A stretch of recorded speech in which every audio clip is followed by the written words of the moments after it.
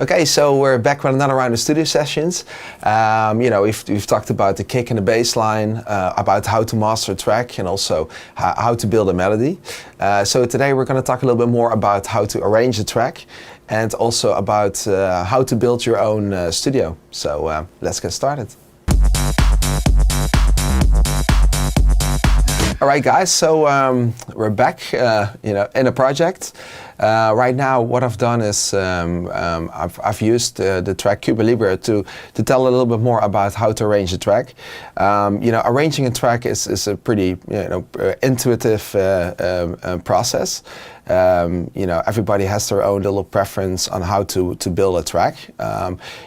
Some tracks it's better to go into the break very quickly and then go into the drop pretty quickly and then go to the second break. Other tracks with other styles, for instance, like house or more techy or progressive tracks, they can really use the usage of a kick and a bass line to build the intro of a track. So it's pretty intuitive.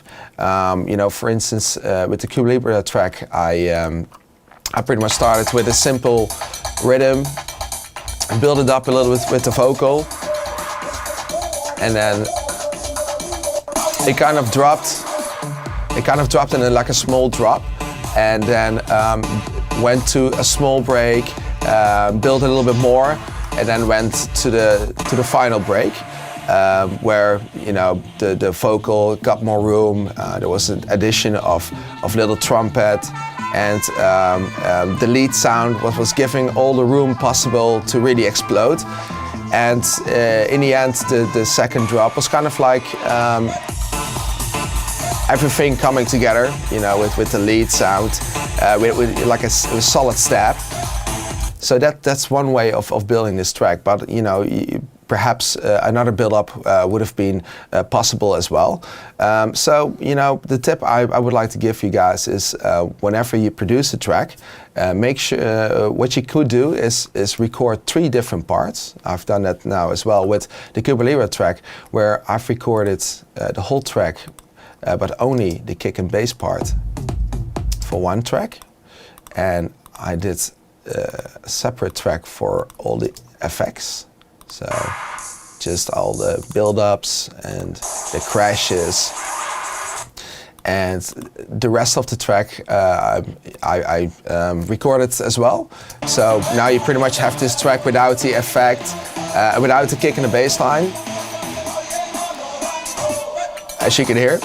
So what you can do now is sometimes when you feel like your track isn't really working that well, you can record your track in a few parts and then arrange it back in a new project, and you put it underneath each other. So now you actually have the whole track, but divide it into 3 parts.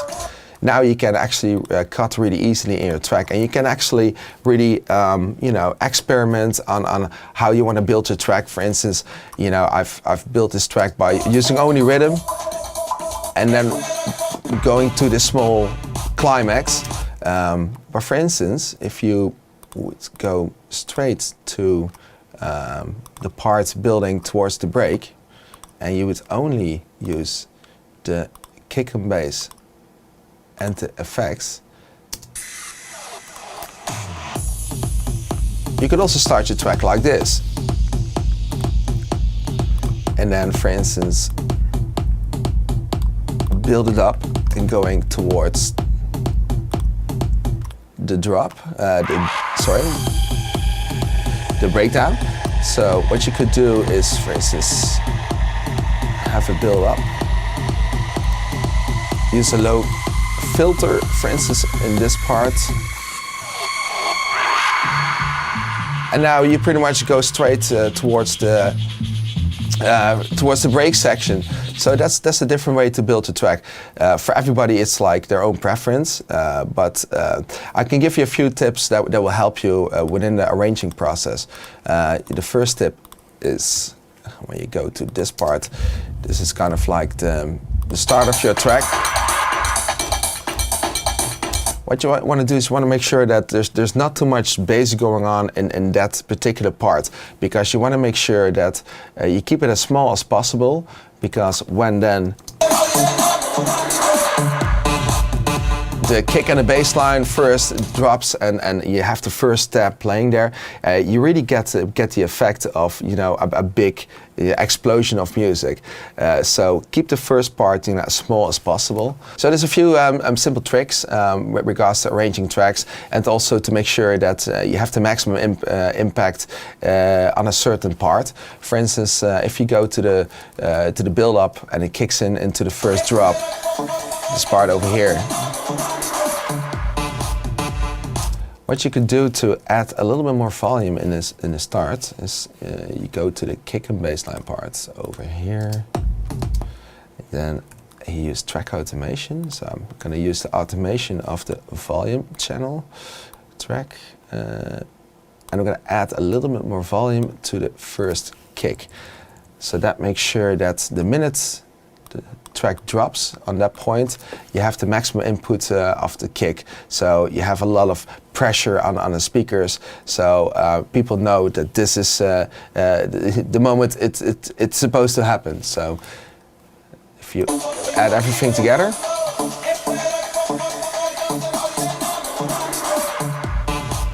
so now the first kick has a little bit more punch than the rest, and it's only needed on the first kick. So you don't want to make sure the track is not going to distort or anything. But on the first kick, if there's room, definitely add a little bit more volume there. All right, guys. So another trick that actually works really well is when you go into the break section. So that will be this part over here. Since there's a lot of music being taken out of the track, you can also lower the volume a little bit more of the break. So if you go to the output section over here of the break. So now I'm gonna put a point over there, and I'm gonna make sure that 101 has a point. So this is the point where the climax kicks in. So a cool trick is to lower the volume a little bit of your break, like this, and perhaps even more towards the end. So when you go to the build,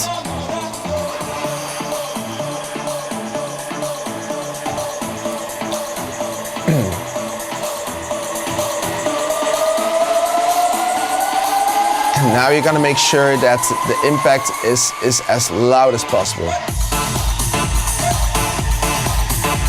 So simply by lowering the volume before your drop helps to make the drop sound a lot fatter, you know, when it needs to, because that's the point it really needs to explode. So this is like a really cool trip, you know. But with arranging, it's a pretty personal process, but it's also always good to realize that you can completely rearrange your track if possible. If the track doesn't work out the way you want it to, or the crowd isn't responding in the right way, you can use this simple trick by recording the three different parts and re-edit just by, you know, cutting it all up into different parts, and kind of like see it as a puzzle, and you know, re-edit the whole track. That's also a really good way on the first step on how to produce, you know, music, is by using existing tracks from other DJs. Go to Logic or like Ableton Live, and really cut up the whole track and kind of like make a completely new edit out of it. It's a very learned for process on how to produce a track and how to arrange the track to make it sound as good as possible. All right, guys, so this is my studio. So this is where I've been producing now for about a year and a half. So I really had the studio built really, you know, with regards to make the sound coming out of the speakers as honest as possible. You know, there's a few things you want to take in consideration when building your own studio. For instance, you're seeing all these panels around. You want to cut corners as much as possible. As corners are places where, you know, your sound will build up, and it will come back at you, and you want to make sure that the sound doesn't come back at you as much as possible, bouncing off from the walls, because it's going to create an honest, picture when it comes to producing a track. So, the first big tip I can give you when building a studio is using as much fabric and carpet as possible to cut out any echo in the room. So put in a couch, put in some drapes behind the windows. Make sure, for instance, you have a carpet floor. I don't actually have a carpet myself, that's why I'm using all these side panels. But if you have a carpet, you actually don't have to use a lot of these panels. Cutting corners, that's very important. And so basically making sure that the echo is completely finished out of your space. All right, so the second tip is the bass. That's the toughest frequency to cover in the studio. The panels you see over there are bass traps. Basically, they're like really thick panels that make sure that the bass that travels on the back of your speaker doesn't come back at you. So it's really important to have some fabric over there, or to use bass traps, just to make sure that the bass that hits you over here is the bass that's just coming out of the front of the speakers. Yeah, another very important tip is the placement of your speakers. They need to be on ear level, and also pointed at you in like a perfect triangle, to make sure that your stereo image is perfectly balanced. For instance, if you would put your speakers all the way here and all the way over here, then the stereo image would sound really nice and warm, but your track is going to sound very mono, because you think it's very stereo, but it's not. That's pretty much the same problem you will get when using headphones, when pretty much mastering a track. So that's very important, using a perfect triangle with your speakers. So another tip to actually measure your own studio is to make sure that the sound you're sitting is going to be as honest as possible. It's a little trick I learned myself.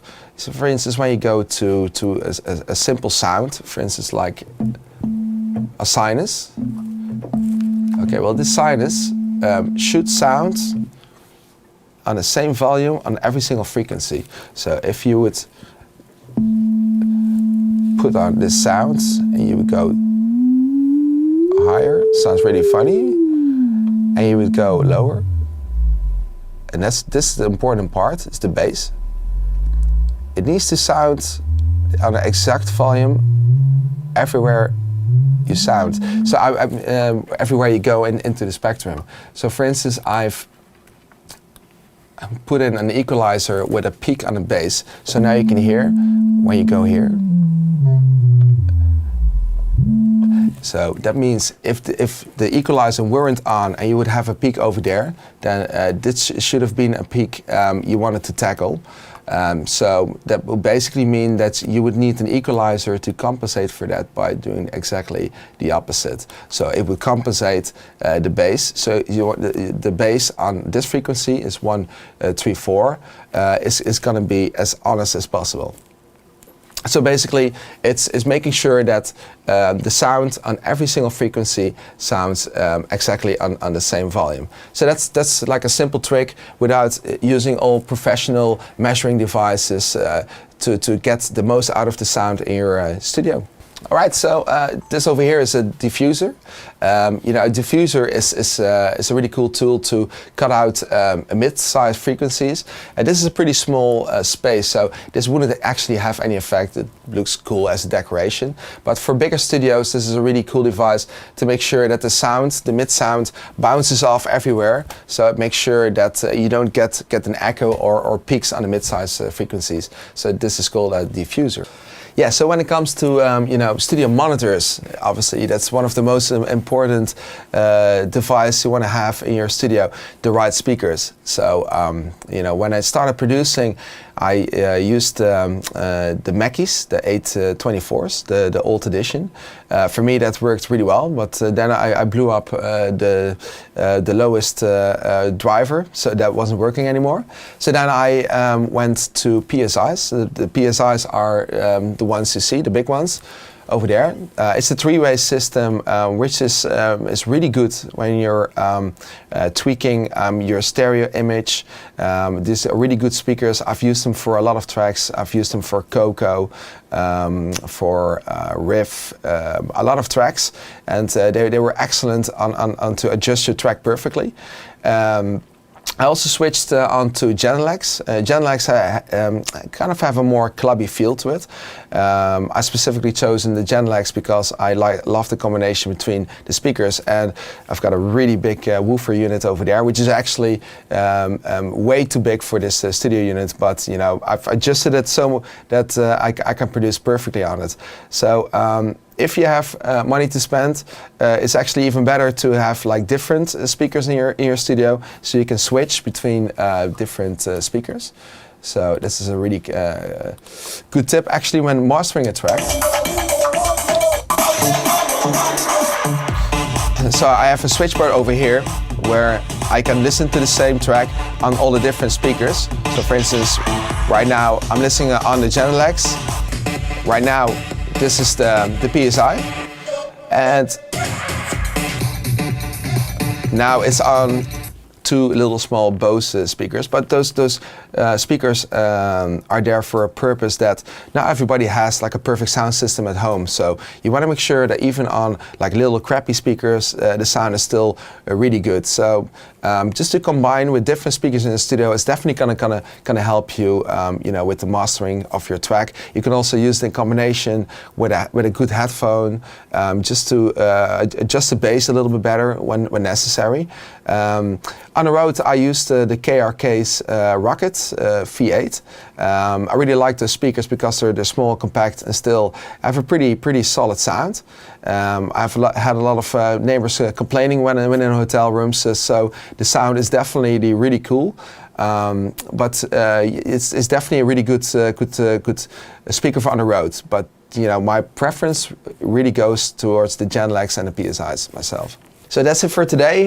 You know, learning a little bit more about arranging a track, and also I gave a few tips about how to build your own studio. You know, how to make sure that the sound in your studio is the best it possibly can be. So the next episode is going to be all about answering questions people have sent in. So see you next time.